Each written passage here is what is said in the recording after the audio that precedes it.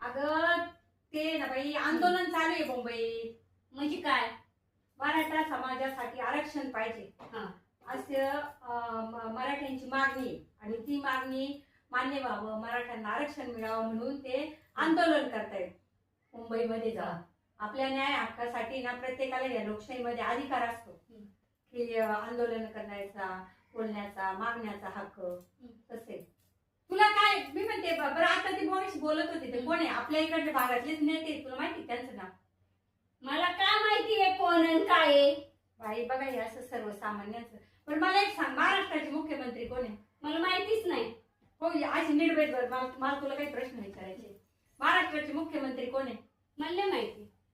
भारताचे पंतप्रधान कोण आहे? कोणीच नाही माहिती.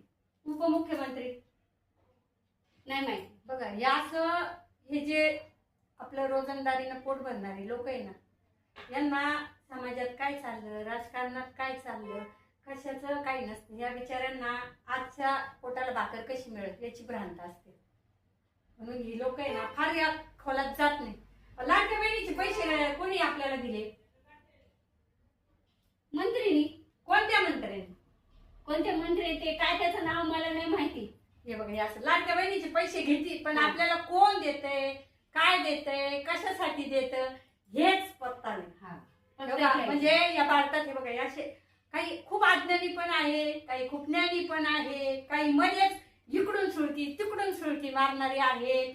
म्हणजे हे सगळा बलिदान गिचमेट घ्यायची चालती बाई, तुझं तुझं काम करत मला आमच्या चावडीला काही घेणं देणं नाही. तिकडे काही चालू, कोणी मोर्चे काढू, कोणी आंदोलन काढू, कोणी उपोषणाला बसू, काही नाही. आपले येणे, रोजचे काम करणे, घरी जाणे, रोजच्या ज्या समस्या आहेत त्या, आपल्या ज्या वैयक्तिक जीवनात ज्या समस्या चालू आहेत त्या काही आंदोलन करूनही सुटत नाही, उपोषण करूनही सुटत नाही का? सामाजिक समस्यांसाठी काही लोक करतायत, योगदान देत आहेत त्यांचं, पण वैयक्तिक समस्यांचं काय करायचं?